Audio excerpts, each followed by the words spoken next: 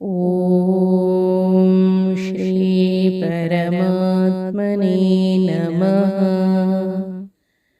ಶ್ರೀ ವಿಷ್ಣು ಸಹಸ್ರನಾಮ ಸ್ತೋತ್ರಂ. ಓಂ ಶ್ರೀ ಗುರುಭ್ಯೋ ನಮಃ. ಹರಿ ಓಂ. ಸಹಸ್ರನಾಮ ವಿವರಣೆ. ಸ್ತೋತ್ರಂ ಸಪ್ತವಿಂಶತಿಃ 27 27. ಸರ್ವಗಃ ಸರ್ವವಿದ್ಭಾನೋರ್ವಿಶ್ವಕ್ಸೇನೋ ಜನಾರ್ದನಃ. ವೇದೋ ವೇದವಿದವ್ಯಂಗೋ ವೇದಾಂಗೋ ವೇದವಿತ್ಕವಿಃ. 123ನೇಯ ನಾಮ ಸರ್ವಗ. ಸರ್ವಗ ಎಂದರೆ ಎಲ್ಲ ಕಡೆ ಇರುವ ಪರಿಪೂರ್ಣ ಜ್ಞಾನವುಳ್ಳ, ಎಲ್ಲವನ್ನೂ ತಿಳಿದಿರುವ, ಕೊನೆಗೆ ಎಲ್ಲವನ್ನೂ ಸಂಹಾರ ಮಾಡುವ ಭಗವಂತ. 124ನೇಯ ನಾಮ ಸರ್ವವಿದ್ಭಾನು. ಸರ್ವವಿತ್ ಪ್ಲಸ್ ಭಾನು. ಇಲ್ಲಿ ಸರ್ವವಿತ್ ಎಂದರೆ ಎಲ್ಲವನ್ನೂ ಪಡೆದ ಸತ್ಯ ಸಂಕಲ್ಪ, ಆಪ್ತಕಾಮ. ಭಾನು ಎಂದರೆ ಎಲ್ಲ ಬೆಳಕನ್ನು ಬೆಳಗಿಸುವ ಮೂಲ ಕಾರಣನಾದ ಸೂರ್ಯ. ಸರ್ವವಿದ್ ಭಾನು ಎಂದರೆ ಸತ್ಯ ಸಂಕಲ್ಪ ಹಾಗೂ ಎಲ್ಲ ಬೆಳಕನ್ನು ಪ್ರೇರೇಪಿಸುವ ಮೂಲ ಬೆಳಕು. 125ನೇಯ ನಾಮ ವಿಶ್ವಕ್ಸೇನಃ. ಭಗವಂತನ ಕಣ್ಣು ತಪ್ಪಿಸಿ ಏನನ್ನೂ ಮಾಡಲು ಸಾಧ್ಯವಿಲ್ಲ. ಆತನ ಸೇನೆ ಪ್ರಪಂಚದ ಮೂಲೆ ಮೂಲೆಗಳಲ್ಲಿ, ಅಂಡಾಂಡ ಪಿಂಡಾಂಡಗಳಲ್ಲಿ, ಇಡೀ ಬ್ರಹ್ಮಾಂಡದಲ್ಲಿ ವ್ಯಾಪಿಸಿ ನಿಂತಿದೆ. ಭಗವಂತ ನಮ್ಮ ಹೃತ್ಕಮಲದಲ್ಲಿ ನೆಲೆಸಿದ್ದಾನೆ ಹಾಗೂ ಆತನ ಸುತ್ತ ಅವನ ಪರಿವಾರ ದೇವತೆಗಳು ವ್ಯಾಪಿಸಿದ್ದಾರೆ. ಕಣ್ಣಿನಲ್ಲಿ ಸೂರ್ಯ, ಕಿವಿಯಲ್ಲಿ ಚಂದ್ರ, ಮೂಗಿನಲ್ಲಿ ವಾಯು, ನಾಲಿಗೆಯಲ್ಲಿ ವರುಣ, ಬಾಯಲ್ಲಿ ಅಗ್ನಿ, ಕೈಯಲ್ಲಿ ಇಂದ್ರ, ಕಾಲಲ್ಲಿ ಜಯಂತ. ಹೀಗೆ ಸಮಸ್ತ ಇಂದ್ರಿಯಗಳಲ್ಲಿ ಭಗವಂತನ ಸೇನೆ ತುಂಬಿದೆ. ಪಂಚಭೂತಗಳಿಂದ ಮತ್ತು ಪಂಚಕೋಶಗಳಿಂದಾದ ಅನ್ನಮಯ ಕೋಶ, ಪ್ರಾಣಮಯ ಕೋಶ, ವಿಜ್ಞಾನಮಯ ಕೋಶ, ಮನೋಮಯ ಕೋಶ ಹಾಗೂ ಆನಂದಮಯ ಕೋಶ, ನಮ್ಮ ದೇಹದಲ್ಲಿ ನೆಲೆಸಿರುವ ಎಲ್ಲ ದೇವತೆಗಳನ್ನು ಪುಂಡರೀಕಾಕ್ಷನಾಗಿ ಶ್ರೀ ಲಕ್ಷ್ಮೀ ಜೊತೆಗಿದ್ದು ಆ ಭಗವಂತ ನಿಯಂತ್ರಿಸುತ್ತಿರುತ್ತಾನೆ. ಸೂರ್ಯ ಮಂಡಲದಲ್ಲಿದ್ದು ಸೂರ್ಯ ಕಿರಣದೊಂದಿಗೆ ಈ ಬ್ರಹ್ಮಾಂಡದಲ್ಲಿ ವ್ಯಾಪಿಸಿರುವ ಭಗವಂತನನ್ನು ವಿಶ್ವಕ್ಸೇನ ಎನ್ನುತ್ತಾರೆ.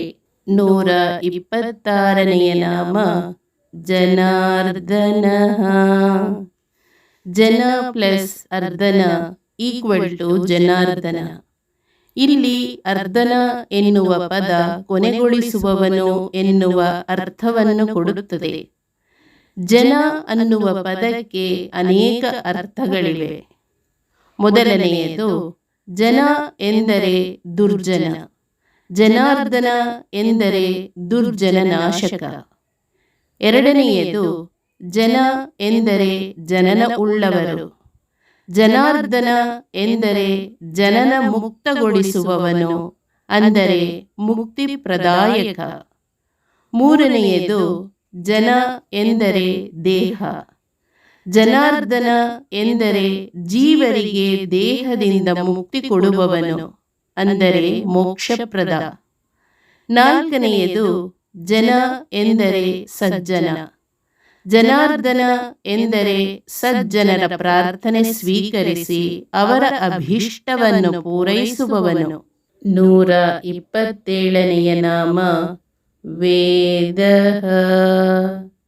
ಭಗವಂತ ಸಮಸ್ತ ವೇದಗಳಿಂದ ಪ್ರತಿಪಾದ್ಯನಾದವನು. ಅವನು ಅನಾದಿನಿತ್ಯ, ಎಲ್ಲವನ್ನೂ ತಿಳಿದವನು, ಎಲ್ಲವನ್ನೂ ನಮಗೆ ತಿಳಿಯುವಂತೆ ಮಾಡುವವನು. ನಮಗೆ ಜ್ಞಾನದ ಜೊತೆಗೆ ಸ್ಮರಣ ಶಕ್ತಿ ದಯಪಾಲಿಸುವ ಭಗವಂತ ವೇದಃ. 128ನೆಯ ನಾಮ ವೇದವಿತ್. ಭಗವಂತ ಗೀತೆಯಲ್ಲಿ ತಾನೇ ಹೇಳುವಂತೆ ವೇದಾಂತಕೃದ್ ವೇದವಿದೇವ ಚ ಅಹಂ. ಆತ ಮಾತ್ರ ವೇದದ ಸಂಪೂರ್ಣ ಅರ್ಥವನ್ನು ತಿಳಿದವನು. ವೇದಗಳಲ್ಲಿ ಭಗವಂತನ ಅನಂತ ಗುಣಗಳನ್ನು ಹೇಳಿದ್ದಾರೆ, ಆದರೆ ನಮಗೆ ಎಲ್ಲವೂ ಅರ್ಥವಾಗುವುದಿಲ್ಲ, ಏಕೆಂದರೆ ನಮಗಿರುವುದು ಸೀಮಿತವಾದ ಬುದ್ಧಿ. ವೇದದ ಎಲ್ಲ ಅರ್ಥವನ್ನು ಗ್ರಹಿಸುವ ಶಕ್ತಿ ಮಾನವರಿಗಿಲ್ಲ. ವೇದ ಮಂತ್ರಗಳಿಗೆ ಕನಿಷ್ಠ 3 ಅರ್ಥಗಳಿವೆ. ಎಲ್ಲವನ್ನೂ ತಿಳಿದವನು ಕೇವಲ ಭಗವಂತನೊಬ್ಬನೇ. ಸಾಮಾನ್ಯರಾದ ನಾವು ನಮ್ಮ ಜೀವಿತ ಕಾಲದಲ್ಲಿ ವೇದದ ಅಲ್ಪ ಸ್ವಲ್ಪ ಅರ್ಥವನ್ನು ಮಾತ್ರ ತಿಳಿಯಲು ಸಾಧ್ಯ. ಈ ರೀತಿ ವೇದದ ಸಂಪೂರ್ಣ ಅರ್ಥವನ್ನು ತಿಳಿದ ಭಗವಂತ ವೇದವಿತ್. 129ನೆಯ ನಾಮ ಅವ್ಯಂಗಃ. ಇಲ್ಲಿ ವ್ಯಂಗ ಎಂದರೆ ವಿಕಲಾಂಗ, ಅವ್ಯಂಗ ಎಂದರೆ ಪರಿಪೂರ್ಣವಾದ ಅಂಗ ಎಂದರ್ಥ. ಭಗವಂತನ ಒಂದೊಂದು ಅಂಗವೂ ಅವನ ಸ್ವರೂಪ, ಆದ್ದರಿಂದ ಆತ ಅವ್ಯಂಗ. ಇನ್ನು ಅವಿ ಎಂದರೆ ಸೂರ್ಯ, ಅವಿಹಿ ಎಂದರೆ ಅಗ್ನಿ. ಸೂರ್ಯ ಆಕಾಶದಲ್ಲಿ, ವಾಯು ಉಸಿರಿನಲ್ಲಿ ಹಾಗೂ ಅಗ್ನಿ ಭೂಮಿಯಲ್ಲಿ ಭಗವಂತನ 3 ಜ್ಯೋತಿರ್ಮಯ ಸ್ವರೂಪಗಳು. ಹಿಂದೆ ಋಷಿಗಳು ಸಾಮಾನ್ಯವಾಗಿ ಭಗವಂತನನ್ನು ಸೂರ್ಯನಲ್ಲಿ ಉಪಾಸನೆ ಮಾಡುತ್ತಿದ್ದರು. ಅಗ್ನಿಮುಖೇನ ಉಪಾಸನೆ ಸರ್ವೇ ಸಾಮಾನ್ಯ. ಆದ್ದರಿಂದ ಗಾಯತ್ರಿ ಹೀಗೆ ಹೇಳುತ್ತದೆ: ಓಂ ಭೂರ್ಭುವಸ್ವಃ ತತ್ಸವಿತುರ್ವರೆಣ್ಯಂ ಭರ್ಗೋ ದೇವಸ್ಯ ಧೀಮಹಿ ಧಿಯೋ ಯೋ ನಃ ಪ್ರಚೋದಯಾತ್. ಹೀಗೆ 3 ರೂಪದಲ್ಲಿ ಜಗತ್ತನ್ನು ರಕ್ಷಣೆ ಮಾಡುವ ಭಗವಂತ ಅವ್ಯಂಗಃ. 130ನೆಯ ನಾಮ ವೇದಾಂಗಃ. ವೇದಗಳ ಅಂಗಗಳು ಯಾರನ್ನು ಪ್ರತಿಪಾದಿಸುತ್ತವೆಯೋ ಅವನು ವೇದಾಂಗ. ವೇದದ 6 ಮುಖ್ಯ ಅಂಗಗಳು ಹೀಗಿವೆ. ಮೊದಲನೆಯದು ಶಿಕ್ಷಾ. ಶಿಕ್ಷಾ ಎಂದರೆ ಶಿಕ್ಷಣ.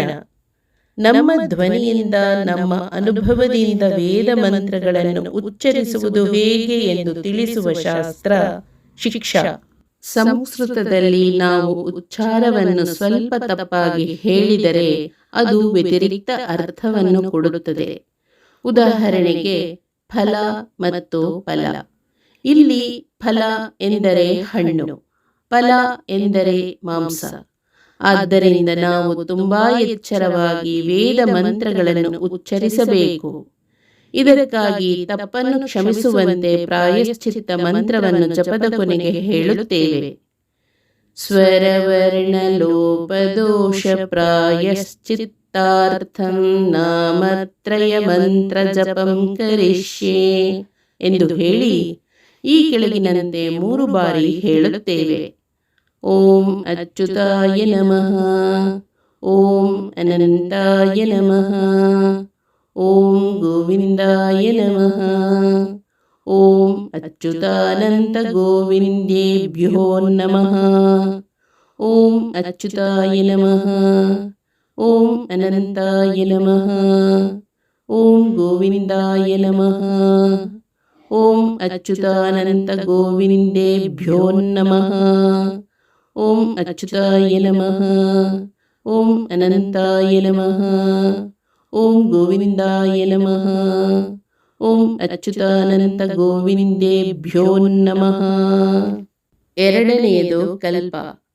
ಕಲ್ಪ ಯಾವ ಮಂತ್ರವನ್ನು ಯಾವ ವಿಧಾನದಲ್ಲಿ ಉಪಯೋಗಿಸಿ ಆರಾಧನೆ ಮಾಡಬೇಕು ಎನ್ನುವುದನ್ನು ತಿಳಿಸುತ್ತದೆ.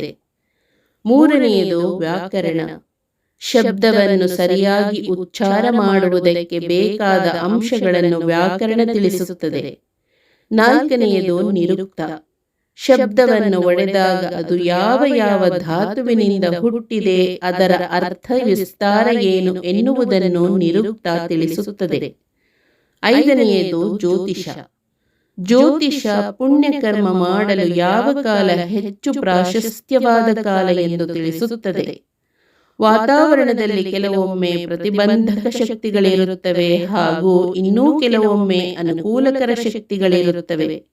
ವಾತಾವರಣದಲ್ಲಿ ಅನುಕೂಲಕರ ಶಕ್ತಿಗಳಿರುವಾಗ ಮಾಡಿದ ಕರ್ಮ ಕೈಗೂಡುತ್ತದೆ. ಇದನ್ನು ತಿಳಿಸುವ ಶಾಸ್ತ್ರ ಜ್ಯೋತಿಷ. ಆರನೆಯದು ಛಂದಸ್ಸು. ಭಗವಂತನ ಗುಣಗಾನ ಮಾಡುವ ಮಂತ್ರಗಳು ಶ್ರುತಿಬದ್ಧವಾಗಿ ಲಯಬದ್ಧವಾಗಿ ಹೇಗೆ ಹೇಳಬೇಕು ಎನ್ನುವುದನ್ನು ಛಂದಸ್ಸು ತಿಳಿಸುತ್ತದೆ. ಈ ಮೇಲಿನ 6 ಅಂಶಗಳು ವೇದದಲ್ಲಿ ಯಾರಿಗೋಸ್ಕರ ಇವೆಯೋ ಅವನು ವೇದಾಂಗ. ಹರಿ ಓಂ. ಶ್ರೀ ಕೃಷ್ಣಾರ್ಪಣಮಸ್ತು.